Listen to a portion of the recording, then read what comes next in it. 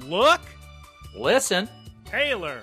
Hey-oh. It's episode 156 of Look, Listen, Cast. We're gonna be discussing Horizons episode 101. Taylor, I am sorry. I don't know what your opinions of the episodes are, but I can tell you that objectively, the episode you weren't discussing last week, great episode. This week's episode, not as good as last week's episode. Am I right? Oh, boy. There's a good question. I mean, they're kind of just inverted. One is incredible and good and cool. They both have the same... I don't know. They both do something similar for the plot, and they both have the same amount of battle. No. Both no humor. What? Oh, my God. Don't lie to everyone. There's plenty of laughs. Anyway. We will get to more Pokemon discussion when we get to the Pokemon segment of Look, Listen, Cast. Yeah, you've noticed there's no Geese Peep here. She's in a meeting. I can't get these two to ever record an episode and discuss an episode. It's like pulling teeth out here. Come on, guys. Please. She's got to have meetings. And I always tell her, you know what you should do, Geese? Take more meeting. Well, she did say, I'll join in for the recording. And then a couple minutes later, I just got 5 more meetings. Never mind. So, great. I just want to know because the hours that she works seem so unreasonable, and she has to be overvalued. And little career tip for everybody out there, don't be in a position where you're invaluable and not ask for a raise. I'm always telling her she can't be the important one. She's just got to coast by. She says she's working 70 hours a week, which is not for me. She should just leverage that into getting more money. Yeah, but I don't know. They say they can't afford it. Guys, we're moving on to our first segment of the week. It's some people's favorite. It's called What You Been Financial Breakdown with Geese, Guyera, and Taylor. Yeah, I removed the word Guyera from the doc because we don't say that anymore. So I just took it out of the thing. It's fine. First segment of the week this week is Peep of the Week. What You Been geesin'? Perfect since Geese isn't here. Taylor. She's meeting. She's meeting. Taylor. Donkey Kong Bananza. Is it good? My God. So when I first saw this game, I thought, I don't really like the look of it. I don't know. Gameplay is just out of control. It's one of those games where if you have other things to do, if, for instance, you're me and you say, gosh darn it, I need to catch these shiny Pokemon that are out right now after the big Pokemon Presents. Right. I have to stop playing Donkey Kong, but I can't stop playing Donkey Kong. Oh, that's so sick. But it's like... maybe some people don't like this, but it's this new type of game design you see a lot where when you're playing the new Zeldas, you feel this a lot. When you played Mario Odyssey, you felt this. There's so much everywhere. You take one step and you're going, oh, let me get this fossil. Oh, let me get this banana that leads you to, oh, let me get this, let me get this, let me get this. And you just never stop. And just destroying everything in the world and powering up and using your Bonanza powers and just going so hard. The frame rate's not even dropping on Switch 2.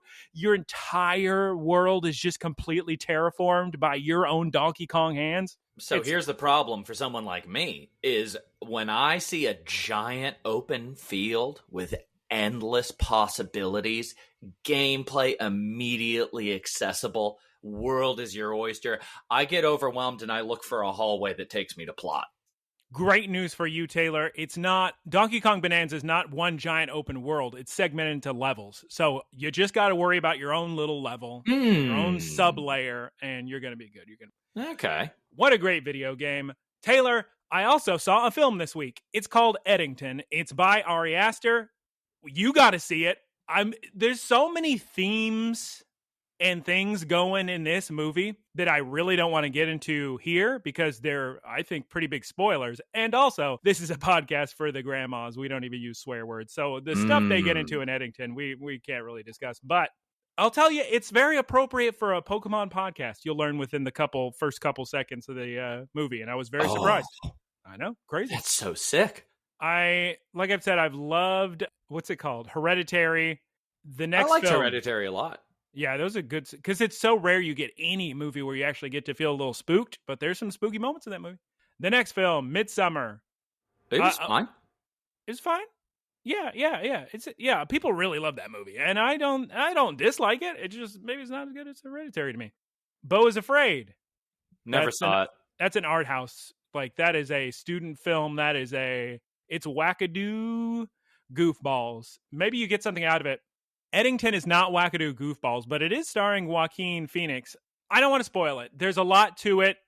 There's moments you're going to burst out laughing so hard in this movie. It's not a horror movie, no, but it is very interesting. It is set in the year 2020, and you can just guess what we're going on about this small town and Pokemon. Inner city politics, and it's worth seeing, I will say. It's one of the movies where immediately, the second it's over, I'm on Wikipedia, I'm on explanations. What did this mean? What did that mean? And it's something else. I'm excited to hear that there's a lot of humor, because Midsummer had some of the funniest movie moments that I've seen in a horror film. If you and I were in the theater together watching Eddington, laughing next to each other, we would have taken the entire place down, because I was just stifling in laughter. And these people next to me, these younger people, I was so annoyed because they were whispering to each other. I wanted to say, just, can we please discuss the movie after it ends? Eventually, I just looked over to her. My big problem with her is she whispered with plosive. Oh, no. I would prefer her speak at normal volume. That would have been easier to not pay attention to than and it's probably not picking up with because the pop filter, but just imagine. Yeah. Terrible. And whispering is like more your brain focuses it more, I think. It was rough. Shouts out to when we saw A Quiet Place in theaters, and the couple 2 seats down from us. I don't know if you remember this.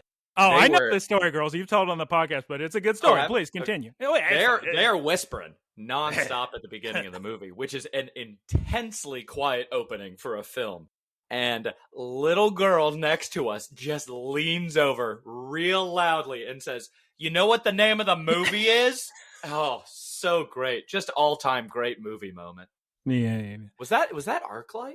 I don't think I was there for that. But, okay. Now time for me to discuss things I ate. Dubai chocolate, Shake Shack shake. They closed all the Shake Shacks near me, so I had to travel far to try this.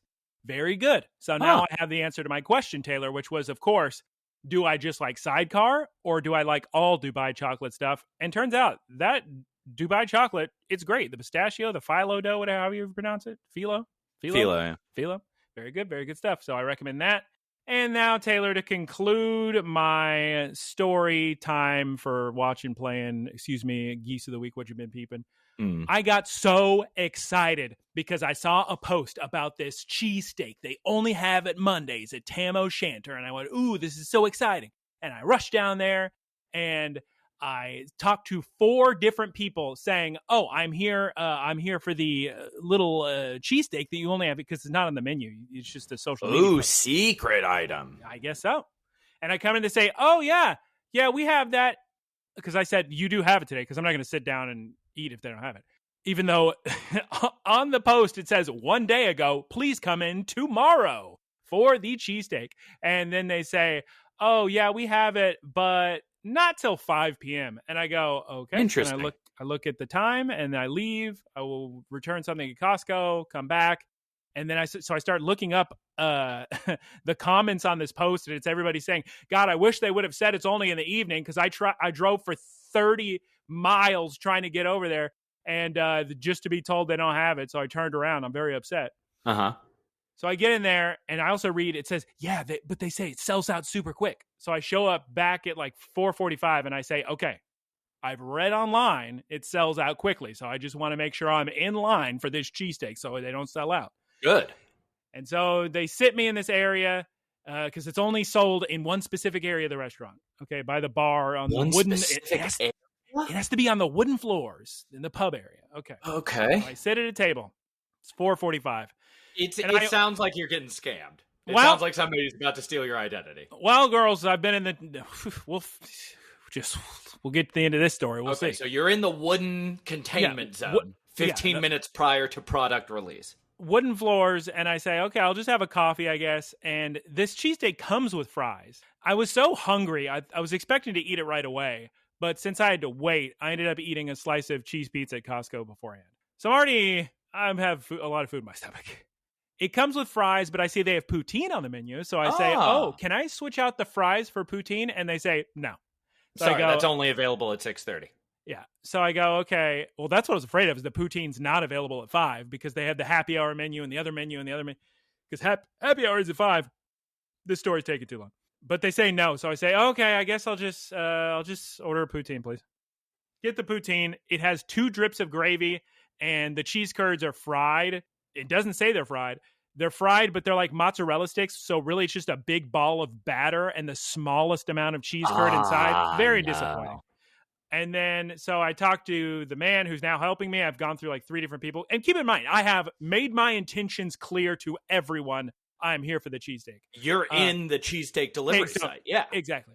And I say to the man, okay, yeah, I wanted to order the cheesesteak, but I guess I just need to wait till 5 p.m. to order it. And he says, oh, we don't have that today. And I go, but you don't have it? And I show him the post, and he says, yeah, I have nothing to do with that. You can talk to the manager or something. So I wait 10 minutes for the manager to come out. Manager comes out, and he says, yeah. And I said, do you not have the cheesesteak? And he says, yeah, we do. It's just the meat's too hot, so you got to wait 20 minutes. I said, okay, that's fine. I said, yeah, I just wanted to order the cheesesteak. The meat's too hot. And he said, okay. But there's a moral to this. It's not a moral to the story. There's a point to this story. I just got my haircut today, and I am almost certain, and Barber agreed with me, although he may be just saying this so I pay for more haircuts. Geese Peep does maybe not agree with me. She thinks this is confirmation bias. I am almost certain, I'm 99% certain, Taylor, that before I have my haircut, like when I'm looking more scraggly, people treat me way worse. I receive way less respect. People are so much ruder to me. They're so much more cruel. They're more sarcastic. And then the second I get haircut, everybody's so kind and flirty and nice. Hey, that's a thing. I really felt like I'm being treated so poorly here because everybody was so dismissive of me. And I think maybe they thought I was homeless because beard was too long. I get people treat people better when they look better. Like grooming is a big thing. Grooming like haircuts. Yeah. Trimming beard, stuff like that. I thought maybe there's a hole in my shoe. Well, there is a hole in my shoe. Maybe they saw the hole in my shoe and they got upset. I don't know. Yeah. It's just, I'm so glad to have gotten a haircut today. So I'm now treated better. You should do the thing that they do in the movie Pretty Woman. And you should go back wearing suit, have a new haircut Monday, and say, I'm just letting you know I would have bought all of your cheesesteak today, and then walk out. Well, unfortunately, the cheesesteak was bad, and I was up all night with horrific nausea. No! Horrific nausea. Oh, no. Pooping. Having poop of a lifetime. I thought I was going to vombo so bad. So that's my story. Taylor, please take it away. What's been peeping with you? What you been geesin', please? The only negative thing I had this week was Quaxley Community Day, which I bought the ticket for. I caught over 100 Quaxley, and I'm looking around, and I'm thinking, oh, okay, I guess the shiny is not in the game yet, because I hadn't received a shiny. Not from Auto Catcher, not from Regular Catcher, not from Research. This is 2 p.m. on Sunday you're talking about. I played during the time where it was just Quaxleys, 2 to 5. So I'm sitting there, and I think I wound up catching like 150 or something. Not one shiny. So that doesn't make any sense. I know. So I was stuck at work, so I couldn't even walk anywhere, and I still got 6 shiny Quaxleys. I will tell you, if you're concerned, you shouldn't have Auto Catcher on. You should have Auto Catcher set to press the button for Ultra Ball. And that's what I do during community days. Check each individual one. How could you? Statistically, that doesn't even make sense. You click on 150 Quaxleys, not one was shiny. Yep, I think it was probably more. And I checked my journal at the beginning too to see if maybe a shiny ran away or something, and I didn't see anything. So I have sent a letter to I think it's still Niantic customer service. I expect within the day to get an auto-generated response that says I did not have any issues, and then the thread will close. So that's fun. I got 6 shinies, so you can have 3 of them. I think I'm adopting, and I guess I got it from you and Joe Sarabee. Yeah, I think I want the catch card because I don't care that much about having the shiny. I do care about having my Pokemon. Interesting. Yeah, but you care more about Go. I think it's wild that I didn't catch a shiny Quaxley. I don't know if it's a good shiny or not. Yeah, I like their shiny, especially Quaxwell. I think it's very good shiny. But you can. Here's the thing: if I trade you a shiny Quaxley in Go, you could move it to home, and it's still going to have your original trainer ID. Oh, really? Yeah. Oh, okay. That's certain. Sick. Yeah, I'm certain. But I'll always know. On my deathbed, I'll have that regret. What is your? You have a home account, right? Yes. What is your name on there? No clue. I assume. Because when you transfer from Go, I believe it takes the name of whatever your home account name is. That's probably what it is. Taylor, I did, however, get a lucky trade with my alt account, and I got 100% lucky Larvitar, so that's good. Useful. Yeah, that is good. Useful Honda. Tranter's great. Mm-hmm. Taylor, can you please tell me if you have anything to say about another Crab's Treasure and/or K-pop Demon Hunters and/or Nathan for you? So I've got a little bit of egg on my face. I said what? Demon Hunters did not look like something that I wanted to watch, and here I am, having watched it twice, and I've been listening to a lot of the soundtrack as part of my workout playlist. They advertise that movie everywhere over here. I'm surprised because it starts out and the whole opening segment is just so not interesting to me. And I'm sitting there and I'm like, oh my goodness, this is so paint by numbers. The art style is incredible. The music is good. The acting is good. But I don't care about this plot line. I don't care. Oh, wow, you're all sassy? That's crazy. This is a film, correct? Not a TV show? Yeah. On Netflix. I thought for sure it was a TV show as well. So did I. Just because of the name. But by the end of it, I was like, you know what? I hope you girls make it through this okay. So I finished that 2 times. That was good. The more important thing that I finished was a show called Nathan for You. And I'm very glad that I watched it before I started the rehearsal. It's the same guy. It's 4 seasons, and it's very interesting. It's fun kind of trying to play a little game where you're like, okay, how much of this is genuine, 100% authentic? How much of this is being affected by there being a camera crew present? How much of this is actors being there, kind of hamming it up a little bit like normal reality? But I highly recommend it just for the series finale, which came out of nowhere. I've been watching it partially in the background. Sometimes I'll check my phone during it. There's a lot of humor in it. It's an incredibly funny show just because of the lengths that he goes to flesh out these goofball ideas that he has to change people's lives. Very dry delivery on everything. But the last episode I was more invested in than any movie I've seen recently. It's called Finding Doris. I think the person's name is Doris. The 4th season, he basically brings back a lot of characters that were in the first 3 seasons, and he kind of revisits what their lives are like. And this 4th episode follows a Bill Gates impersonator and his quest to reconnect with somebody from when he was younger. And it's one of the most interesting things I've ever seen. And the way they fill in the gaps of time where nothing would be happening directly related to that objective is just so fascinating. Everybody should go watch Nathan for You, and you owe it to yourself to see that season 4 finale. It's so good. I've seen clips of it. It looks entertaining, I suppose. It is. I don't know why I've had no real desire to see it. I mean, I adored, what's the name of it, Taylor? How to with John Wilson. How to, yeah. Because that was, that came from Nathan Fielder, produced that or what have you. Okay, so if you've seen the rehearsal as well, right? Not all of it. I've seen the first season. Okay, so I've seen the first couple episodes of. I saw the first couple episodes of the rehearsal. He gets the idea for the rehearsal in the season 4 finale of Nathan for You. Makes sense. And Nathan for You is a very good bridge between How To, which is incredibly organic storytelling, and the rehearsal, which is obviously much more produced. Yes. So it's like a middle ground. Yes. I wish I had a desire to see it. I have seen very funny clips.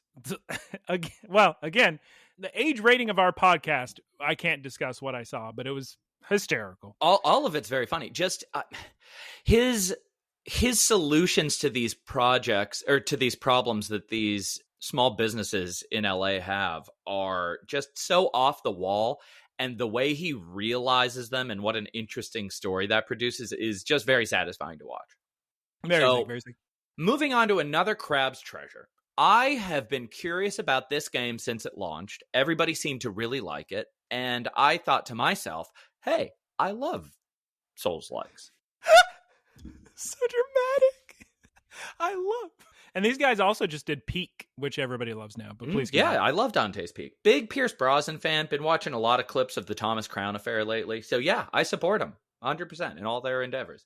I'm sitting there. I get through the first few bosses of Another Crab's Treasure. It does that millennial writing style where it's a little too self-aware and a little too in on the joke. And it's like, okay, guys, had you done this once or twice, or had you done this not winking at the camera, it'd be great. But the fact that you have every line be self-referential, you got to chill it. I've never played it, but unfortunately, it is very funny to me that their idea of an easy mode is they just give the crab a gun. That's hilarious to me. Oh, I didn't even know there were difficulty modes. I think it's just a Souls-like, and then you can turn on easy mode, like in a setting or something. I did not know that. But the difficulty of the game does not correlate to how satisfactory it is to play. Or how satisfying it is to play. So if you look like at a game like Sekiro, Lies of P, something like that, when you lose, those games are so well designed that you're like, okay, that was on me. That was my fault, and I know what I need to do to improve to complete this objective. In Another Crab's Treasure, you're sitting there frustrated, saying, what on earth? Why was that toothpick coming at me from the other side of the ocean? I don't get it at all. And it's just not fun. I actually uninstalled it. Yeah. So just giving him a gun. Then you would have loved it, probably. I do love that about clumsy game. I do love that about Silent Hill. How you play that game just on the edge of your seat, terrified. You have no ammo. You're barely scraping by. And then as a reward for future playthroughs, it's just, here, take this beam weapon and unlimited ammo stuff. And you're like, all right, let's just explore the environment. Yeah. And that game, there's a very unique feel of vulnerability in Souls-likes that I really think adds to the experience, which is why Clair Obscura is so good. And I actually, after uninstalling Another Crab's Treasure, I immediately started playing Clair Obscura thinking, wow, what a good game. Have you still not beaten Clair Obscura, or you have beaten it? No, I'm doing all the bonus content right now. Yeah, I beat it. I'm at the precipice of beating it, but I do want to do all the optional bosses and all the optional areas, max out relationships, stuff like that. I'll play it. Have enough other games to play. Have so many RPGs to play, but I'll play it. Taylor, Donkey Kong Bonanza. I know, it's so good. I'm going to 100% that too. Taylor, is there more you have to say? Because we got a lot. Like I said before, it was the big Pokemon Presents, so I have to rip through a lot of news. Oh, yeah. Honestly, it doesn't matter what I have to say. Let's hear about those Pokemon. It's time for Poké-news of the week. Post Pokemon Presents bonus episode. Jackpot. I was going to try clapping, but I have my microphone in my left hand. That's good. Guys, I'm going to tell you now, there's so much Poké-news of the week. I could go for hours. I'm just going to tell you things I find interesting for me. Number one, they announced a Pokemon Legends ZA Switch 2 bundle. Not like a super cool one where it's all designed with a sick Zygarde dock or anything. It's what a whiff. It's just a Switch 2 with a download for Legends ZA. Very exciting. So make sure to get that if you in October 16th. If you don't have a Switch 2 yet. Does the price work out to be beneficial for? Yeah, you saved $30. Oh, nice. Okay. Also, big reveal we learned in the Pokemon Presents, and this was leaked. Sorry for everyone who's seen all the leaks and know who all the new Mega Evolutions are, but we have our official artwork for Mega Dragonite. He's dragon and flying, and he has wings on the top of his head like Dragonair. What do you think about the design? It's whatever. There's a lot of people who really want his shiny to be the same color as Dragonair or the same color as Dragonair shiny. Me too, because the current green is awful. People don't like it. Also, great news for me. We've announced new shiny legendaries are coming to you. That's right. Wo-Chien, Ting-Lu, Chien-Pao, and Chi-Yu. They're going to give them away as long as you and me can defeat 1 million Terra raid battles. So I got to get on that. I got to catch all my shinies, which will be a later news item here. But I got to beat all these guys so I can get my free. It would be so sad if we fail. if we don't defeat them a million times, so Nintendo just doesn't give us the shinies? Can you imagine how sad that would be? I feel like they would do it either way. No, we'd have to wait 10 years.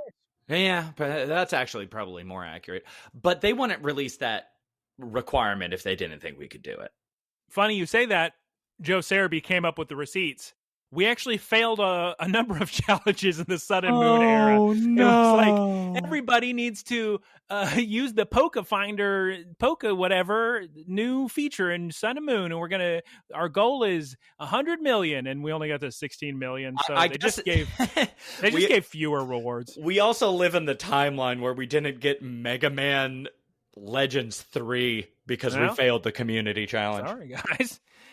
The community challenge. Also, big, great, wonderful news. That's right. The Pokemon theme park, Poké Park Kanto, will open early 2026. It is in a different theme park. It's like a part of a different theme park. Way to go, Joe Cerebi. Doesn't write it in his headline here, but it's a theme park. So I'm very excited to go to that next year. Hopefully, we'll see. Yay. Oh, no, I got it right here. Correct the record. Joe Cerebi, if you're listening, you did exactly write it here. So that was a complete and utter falsehood. We're correcting the record now. No need to write in. It's Yomi Urirando in Japan. That's where you'll find Poké Park Kanto. Also, small news. When you buy Pokemon ZA early, you'll get a little Ralts holding a Gardevoir, right? So you can Mega Evolve into Gardevoir. Very exciting. Also, in Pokemon Legends ZA, you're going to encounter Mega Evolved Pokemon walking around without even a trainer. Can you defeat them? Only one way to find out. Oh, God, it's still going, Taylor. No. Cerebi reports the next update. This Pokemon Scarlet and Violet grass type mass outbreak is now live. I need to do that today. I need to catch these little Capsikids, Petalils, and Oddishes, and that's going to be very exciting. Wonderful news. Oh, my God. Pokemon Go Fest, Taylor. As we all knew, the max finale. We're going to battle against Eternatus. The funny thing is that it goes from August 23rd to 24th. That is the exact time frame I will be on an aircraft. Oh, wonderful. Yeah, that's real exciting.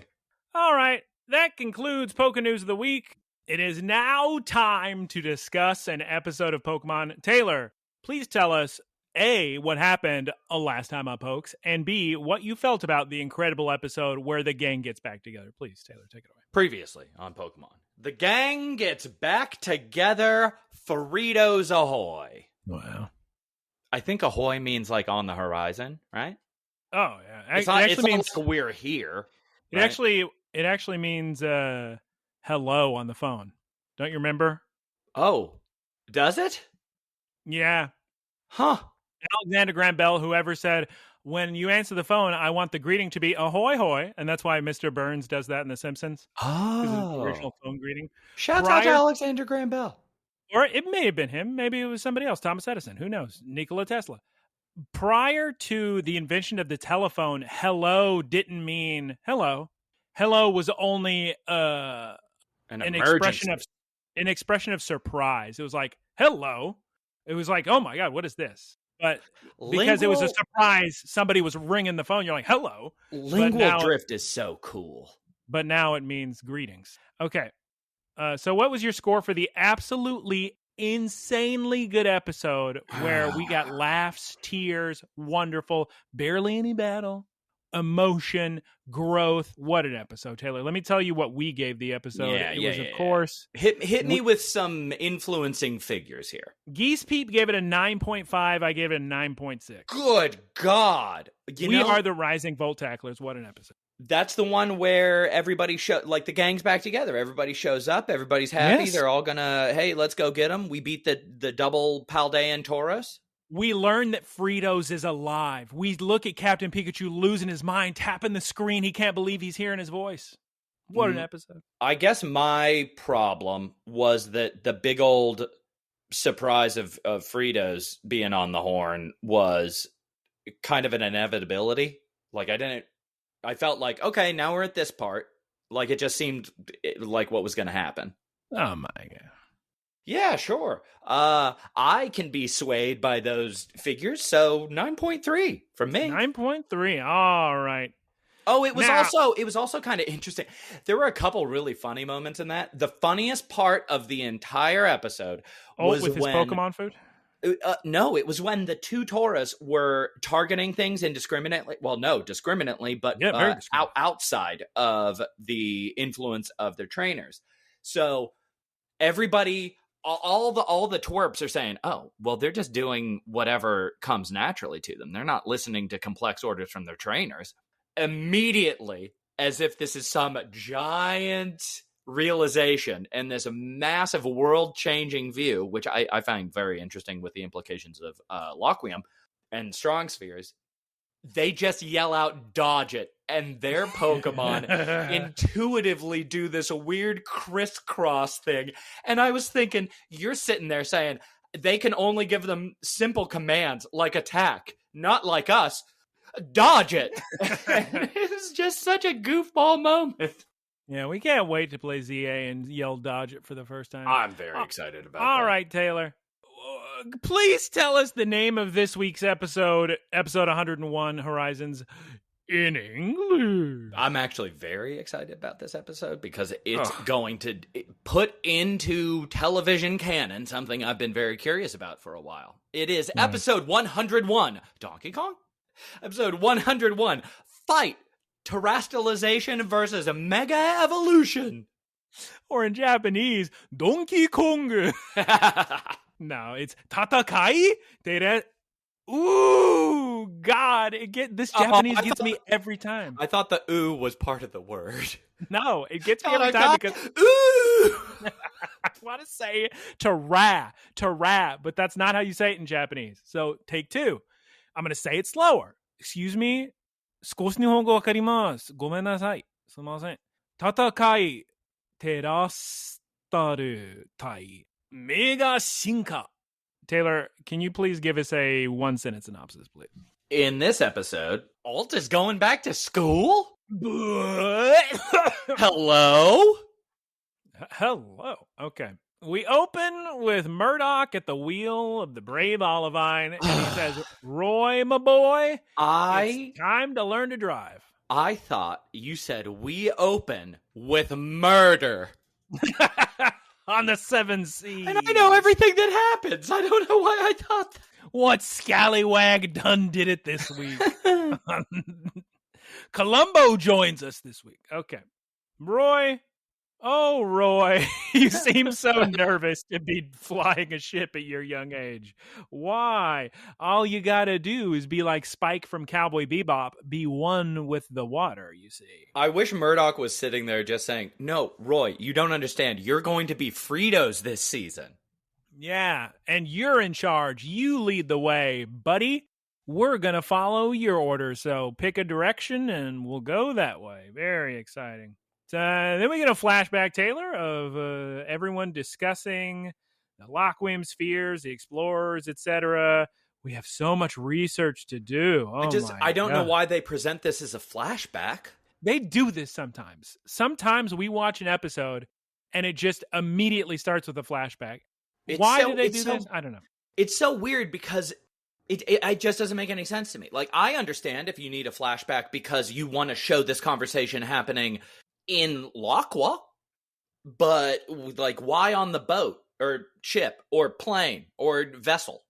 Maybe we couldn't hit 24 minutes, so we needed more flashback transition screens because, as we'll find out, we do have a 15-minute Mega Evolution scene later, so maybe that has something to do with that. In our flashback, Dot comes up with the epiphany. Oh my God, there's only one place we can go to learn more, and that's Naranha Academy. Those guys know so much about everything. Mm-hmm. Except when they've been infiltrated by Exceed. Or I guess the Explorers. Well, maybe, I don't know, maybe they're playing the long game, 40 chess, just getting information. That is a Clive strat. Yeah. Dot says, they'll believe us for sure.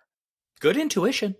What's funny about this is I'm fairly certain, Taylor, that you, Geese Peep, and I all said this about 50 episodes ago. Just, why don't you tell the headmaster everything that's going on? He's busy.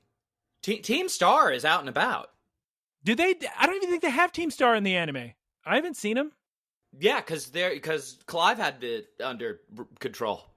Anyway, Dot's going to prepare a PowerPoint to show off to the headmaster, maybe Gita, who's to say. She's going to get ready. This is jumping ahead a little bit. I'm so confused as to why this is so stressful for Dot. She's always gathering information. She's always presenting information. Why is showing this information? I guess because the consequences are very high. Like if she doesn't do a good enough presentation, I guess the world could end or something and explorers will take over the world. So maybe that's why. Yeah, exactly. Ult has no idea about any of this. When they say they're going to a school, he does a very strange reaction. Did this boy drop out of school? Is he afraid of school? He does a lot of stuff in this episode that's weird. Like they give Ult his theme in this episode, but I don't know that Ult is really here. When do they do the Ult theme? They do have cool music later. I don't remember Ult's theme. There was a very cool remix of some Scarlet. I would recognize Ult's theme anywhere. I could be thinking of the last episode. That's the Midgar. Yeah, you're thinking of last episode probably. With the, what's that area called? I always forget. It really sounds like Galbadia Garden. Really? Okay. I always think of the area with the darn, what is it? Don Corneo area. What is that area Sector 7 slums. Walmart. Walmart. Thank you. Walmart. Odd scene transition. We're back to present day, and Liko has prepared Ult's room. It's all ready for him. Where's Ult? I can't find the Ult.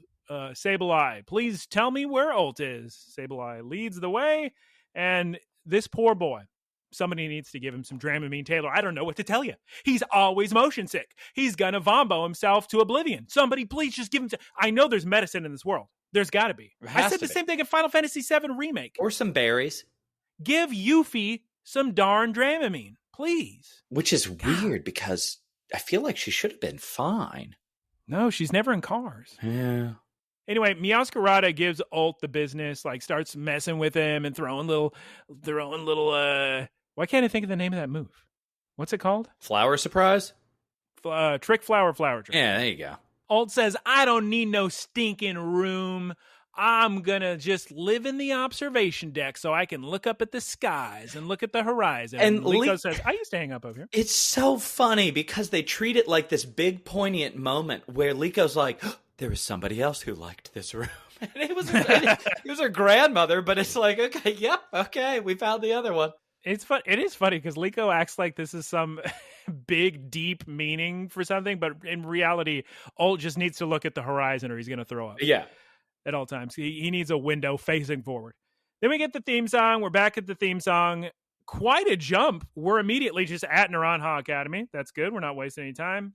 Dot, like I said earlier, very anxious about explaining everything. This is where I also mentioned earlier, the music is out of control good. I like anything that includes parts of a game I'm currently playing. Oh, yeah. It's great stuff. Liko and Roy try to calm Dot down and say, just pretend you're in an Edo Thing video explaining to the kids. You're talking to thousands of people on that. You'll be fine. Don't worry about it. Okay. We get a lot of jumping around this episode. They give us like 5 seconds with a group of people and then back and forth and back and forth and back and forth. So try to, just follow along. I know I've said this before. It's time to pull it out again. Grab your white erase board. Okay, follow the chart. Time to jump to the adults. They're on the ship. Yeah, I don't... In the forest. When they were leaving, I just didn't understand what the purpose of them staying... Like, why wouldn't they go to the school? I guess somebody's got to watch after the ship. They can't just abandon it. Maybe the explorers will steal it. I don't know. Yeah, I guess. So, Murdoch at this point amusingly muses, oh my God, are these kids going to be all right on their own? And I think to myself, Murdoch, they've been adventuring for years alone in such dangerous situations. I wish that they had just, instead of him saying, are they gonna be okay? Because that was his character arc when he was at the bakery when Fritos was dead to everybody. And he was like, oh, I guess they really are able to adventure. I wish that this episode he had said, I know they're gonna be okay. At least having a little bit of character development. Yeah, I mean, maybe he does here, because maybe Molly or Oreo says they're gonna be fine, obviously. Ludlow at this point makes a little metaphor poem kind of thing, an old adage about letting your happiness face the world. And also, Murdoch, I'm pretty sure those kids know more about Laqua than we do anyway, so I think it's going to be all right. We cut back to the kids. They're in the headmaster room with Clavel and Gita. Ult is scared of Gita because, Taylor? She's a female. That's right. She's a woman. And luckily for Dot, she had nothing to fear because these guys already know that the Explorers and Exceed, they're a bunch of liars and crooks, and they would never believe Ondor's lies about the Rising Voltaclers. It was so funny, and I'm surprised Dot hasn't had more communication with Oracle, but it was just a very amusing little thing where I'm thinking, boy, these people were on your side right away for the past year, and none of you have talked to one another. There's been no communication. Send an email, send a text. Any of the people who worked at the school or go to the school or know about the school, any of the Rising Voltaclers, with anybody. Yeah, they keep to themselves. When you say Oracle, you're referring to Penny, correct? Yes. Okay, then we see Dot just, again, telling Gita and Clavel everything we know. It's just a bunch of clips of those Steelix and a bunch of other things happening. Just stuff we've already seen. Music going to town. Great music. This is the part where they're playing the choir music. This is where they do the choir music, plus my favorite, the strings. When they really go there, the creepy strings stuff. It's sick. And surprisingly, after Dot's wonderfully produced presentation, Clavel says, all right, well, we still need way more evidence. So just come back with an immense more amount of evidence. And if I was Dot, I would have said, what do you mean? I would have what too. More could I possibly give you? This is so much. Because I would have said, okay, well, you clearly have made up your minds that the global company that has all but taken over the world is corrupt. We're target of some kind of a political slander campaign. But you need more evidence? What have you collected? All right, well, just go talk to Jacques, the biology teacher. That'll probably solve everything. Okay, and we get to Jacques. Again, he looks better in the video game. Something about the 3D model looks better than the 2D. Something with the glasses. And he, on the other hand, is very impressed with Dot's work. And we learned something that I'm not sure if this is anime exclusive news, because I don't remember this in the game. Maybe it was in a book or something written somewhere. But it turns out Clavel and Jacques used to be researchers together. Very exciting. Researchers together. Then we cut to Ult. He's walking around the school by himself. We see a Golduck, a Rabombi, Nosepass, a couple Lycanrocs, Igglybuff, Larvitar, Noctowl, Snorunt, Tandemaus, Carbink. And much like Michael, while I was watching this, Ult is starving. So Sableye and Ult then do the cartoon sniff as they see a trail of food smell and they fly towards it. Something very delicious. Also, by the way, we see a Mastiff, Arctibax, adorable Psyducks, Haunter. They're going towards that cheesesteak smell. But unfortunately, we can't follow that plot line. We're jumping around, and we're going right back to Liko, Roy, and Dot, and they're showing Jacques a video of Pagogo-chan calming down the Loquium-infused Pokemon. People are getting more and more mild with their reactions towards Pagogo-chan, and I don't know what that means. I don't know if that's just the footage has leaked enough that people are saying, oh, okay, that's normal. Nah, he thought it was sick, remember? Yeah. Yeah, but he at no point was like, what? What is that? Well, we don't have time for that because we got to jump back to Ult for a feast. Oh, my God. It's so funny because they're kind of doing a little meanwhile on the farm thing in this episode, and it's just not... They don't spend enough time with anybody to get a plot line going. Yeah. I'm not a huge fan of this episode. I think it was a waste of time. I thought last episode incredible, this one not as much. My first thought when Ult is about to grab a sandwich is, does he need to pay? Because I know if I walked into a school's cafeteria, I'd have to pay for that. Nope. And immediately, my question is answered as Dendra and her Hariyama run to stop him and say, are you even a student here? It's so aggressive. And, well, he's not even in uniform. He's French. He's got a crazy haircut. But like, just I mean, me.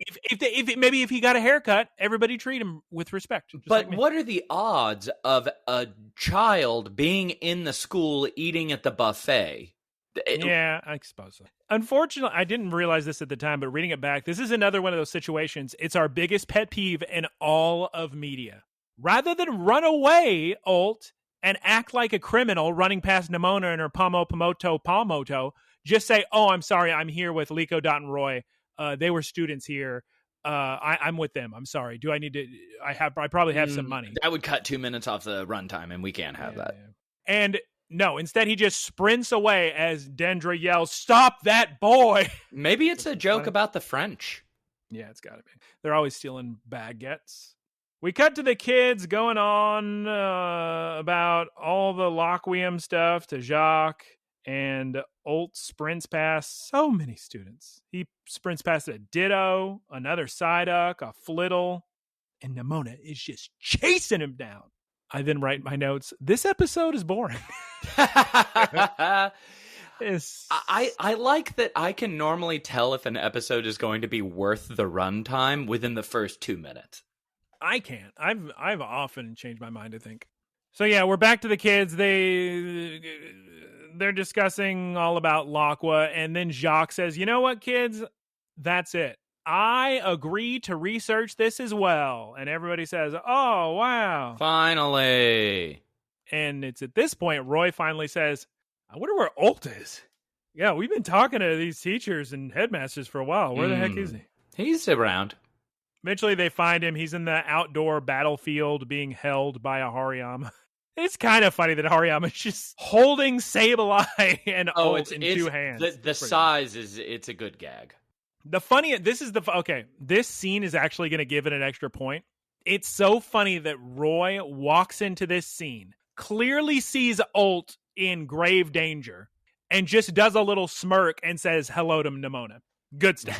Good stuff. No, he has a full conversation with Nimona. "Oh, long time no see. Look, I got a new Mega Ring because I traveled in Kalos." Which is still pretty sick. Not even acknowledging Ult over there. And eventually Nimona keeps saying, "You're bearing fruit." Is that? It makes sense in Japanese. He's just saying like he's growing. They'll translate it differently. I'm sure, like in Japanese, like the name of the character, no, I don't know. But just then offhand, Roy says, yeah, I was in Kalos training with that kid, Ult. He's French." And at that point, Dendra says, he's a member of the Rising Volt Tacklers. Okay, you let him go, Hariyama. It's fine. He'll be fine. Very different than the other school's reaction. Oh, yes, very true. But that was the students. The students over here may have the same reaction. The teachers are in the know, though. They know what's really going on. Taylor, we're at the worst part of any episode, as Geese Peep would say. Nimona says it's time for a battle. She loves to battle. I wish that they were just a little bit more creative with how they made battles happen, or a little bit of self-referential kind of humor or something. My favorite. Just something to spice up the introduction of battles instead of having a character just say, yes, I would like a battle now. Well, in the show's defense, they're just writing her character. She's the exact same way in the game. No matter what's going on, Nimona's gonna interrupt whatever important thing's going on and say, "Actually, I would just want a battle. Yeah. This battle." Okay, it's gonna be a 2v2. Whoa. Now, Nimona is a big fan of Roy's new shiny Lucario. So I like that she acknowledged that it has an alternate coloration. I think that was cool. Because they didn't talk about it earlier. Someone was just like, "Oh, you got a new Lucario."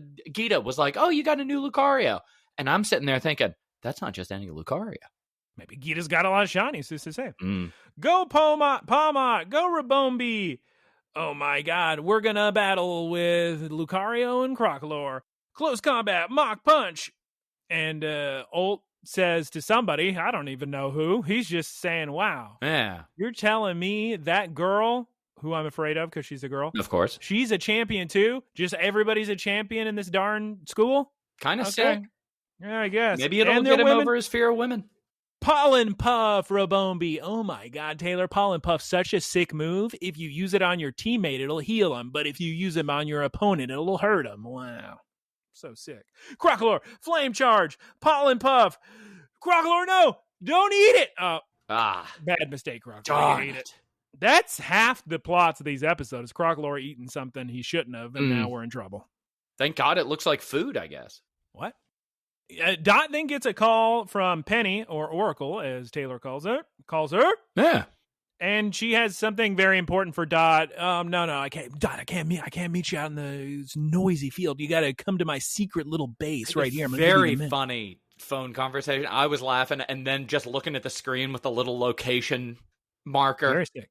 This is unrelated to anything. I'm going to make it quick. Back when I played Zelda all the time, like Tears of the Kingdom, I would look into the distance and go, oh, God, I wish I could just pin that on a map and just travel to it. That'd be and now, playing so much Donkey Kong, I'm always looking at the ground and piles of rocks and just going, God, if I was Donkey Kong, I'd throw that so hard right now. That made me think of it because Penny putting her location on the little thing. Very video. Palmot, charge up. Flash cannon, flamethrower, light screen, Rabombi, focus punch, Palmot. Focus punch, comma, Palmot. And Palmot hits both of them. Apparently, this is a cool enough move to warrant a commercial break, because we're at the commercial break. I wonder if anybody ever names their Pokemon after a move to confuse their opponents. People have done something tricky like that before. Where they name it a different... Because Zoroark has a different name. So Ditto would still say Ditto, right? Mm-hmm. Zoroark would have the name of the Pokemon it is the illusion of. So people were like real crazy with it, like wrote a different name for each of the Pokemon. Anyway, we're back from the commercial break. Dot goes into Penny's secret room, and there are so many figures all over the wall. Also a very cool poster of Palafin, which I liked. It was sick. Much like Ino, Penny has been watching the CCTV and is going to give information to Dot. Hopefully that will help in her adventure, taking down Exceed and learning the mysteries of Lockwium. All right, cool. Taylor, we cut back to the battle. Sticky web, Rabombi. Oh, we got both of them. We better flame charge through that Crocalor. Burn it to the ground. And hit Palmot. Pollen Puff. Crocalor ate it first. He got healed. It's a good battle, huh? Yep. That was actually kind of a sick little moment from Roy when he was like, okay, now you're going to eat it. Yeah, eat the good one. Yeah. Eat the good Pollen Puff. Yep. So heal. Now Dot comes back. She's with Penny, and there's only one thing two people can do. Well, one Lucario. At a time like this, in an episode titled Terastal versus Mega Evolution, Taylor, what time is it for Lucario, please? It's Mega Evolution time. And yeah, 15-minute transformation. Very exciting. Oh my God. Nimona says, you're gonna Mega Evolution, the sickest thing I've ever seen. I guess that means it's time for me to Terastallize. Oh my God, they're both so powerful. Close combat, Mach Punch, Stomping Tantrum, Energy Ball, Pollen Puff. Crocalor, you eat every single one of those right now, mister. Even though they all are the color of the damaging ones. They are. Well, he's just trying to protect Lucario. Lucario, Metal Claw, Focus Punch, Palmot. Here's what I ask to you, Taylor. Yes. Is Steel not weak to fighting? It is.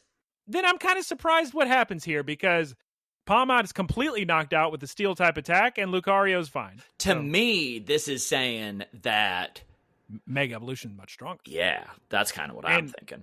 That is also accurate, right? Scientifically, yes. Yeah. Terastallization, you use it more for sort of like tricky type change and stuff. Yeah.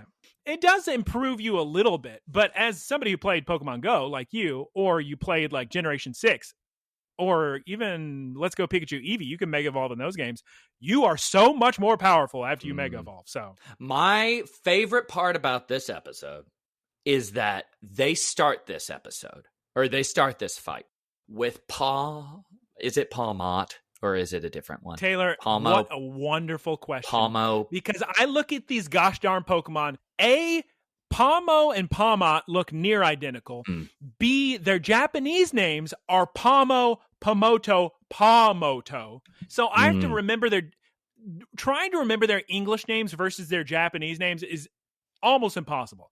So English names are Palmy, Palmo, Palmot versus Palmo, Palmoto, Palmoto. Okay, so Palmot. Insane. There we go. Easy. Yeah, so they start this fight with Lucario and Palmot going toe-to-toe, punch for punch, canceling each other out.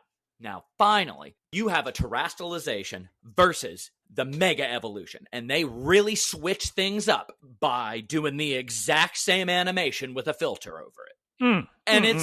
I was sitting there and I was like, this is what you did for this just canon-defining... This is what you went with? The exact same animation? Okay. Yeah, they're fine. Anyway, Lucario wins. Go Roy! Hugs all around. Applause for days. What murder. What battle. So much excitement. Well, time for a break, everybody. And Nimona wants to, after a break, battle again. How about Roy? Olt says, no, battle me. I want to battle. But he didn't even get to eat. Yeah. Oh, God, he did. He must be starving. And as a big, giant surprise to everyone, mainly Nimona, somebody else wants to battle. Taylor, that's right, it's Penny. The girl who never wants to battle. She wants to battle Dot. Now, and she says something very strange too, Dot. Yes. Something about carnage? What did she say? Yeah. It was a very sinister line with very sinister animation. And the way that Penny releases her Pokemon is a very sinister method. It's such a good little scene. It's the best scene in the episode, and it cracked me up. Yeah, I think Geese people don't like this. She's just kind of a little weird girl, that Penny. But she sends out Flareon and Sylveon, and it's everybody's favorite time of the episode, Taylor. We're cutting to sunset. We're on a boat in the sea with Ametheo's goons looking for Ametheo? Yeah. I guess wow. Fritos also went missing. I still think that Ametheo is with Fritos. And I think that'd be so sick. It would be even sicker if they're both trying to avoid the explorers, and if Ametheo's goons find them both and bring them back to the Rising Volt Tacklers. Just give us a full season of Ametheo and Fritos having the time of their life. Because they're equals. He's kind of, Ametheo's way younger than Fritos. Yeah. But yeah, they were battling before. That's true. Yeah. That's true. Honorifics wise, of course. Like no ambiguity there.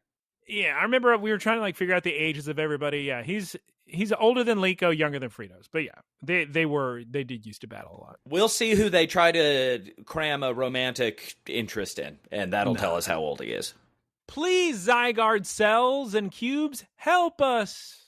To be continued. And boy, when this said to be continued, I said, wow, that was not as good as last week. Okay. But if you think about it, they covered a lot of ground. They established... No. Well, no. Ametheo's missing. Ooh. Crazy. Before we discuss the episode, real quick, Mega of the week. This week is Venusaur. We see a Mega Venusaur. Now, I'll tell you what's interesting. Most of the Mega Pokemon, this is the most brutal Pokemon known to man. He'll kill anything. Yeah. And Mega Venusaur, it's just, this guy just doesn't mind if other Pokemon are riding on top of him. He They smells love the smell good. of his scent. Yeah, he smells great. Yep. And this Mega Venusaur is just covered in pokes. He's got a Heracross, Beautifly, Caterpie, Wurmple, Pinsir, Butterfree. You don't mind? It's a walking perfume factory of a Pokemon. And he just climbs up a tree, tries to eat a berry, steps on Nido thing. She goes flying away. Yep. That's the end of it. Taylor, I didn't like this episode. I think this happens every time I get a good episode. Because last week I really thought was outstanding. The funny thing is I'll see clips of older seasons and I'll go, why are we getting sick episodes like this? Like literally there's scenes in Alola, like Gen 7, and even the Journeys anime before we started covering, because we covered I don't know if you were recording with us. Were you recording us when we were doing the final Ash episodes, like the send-off finale thing? Yeah. So before that, in the Journeys episodes and the Gen 7, we get such great, like, unbelievable episodes with so much emotion and battles and whatnot. And I thought we came close to that last week, but this week, it was a waste of my time. Maybe the music was okay, music was good, but overall, I was very disappointed in it. I probably have to give it a low 7, maybe a high 6. Wow! Please, Taylor, tell me how you feel about it. I didn't hate it. It wasn't interesting. I can't say that it was interesting, but when I look at like the kind of the storyboard that I have in my head for the episode, they hit a lot of important stuff. They went to Naranja Academy. They establish that the kids are getting stronger. They show off Roy's progress as a trainer, how strong his Mega Lucario is. You see Alt properly joining the team and flying off and actually joining in adventures consistently.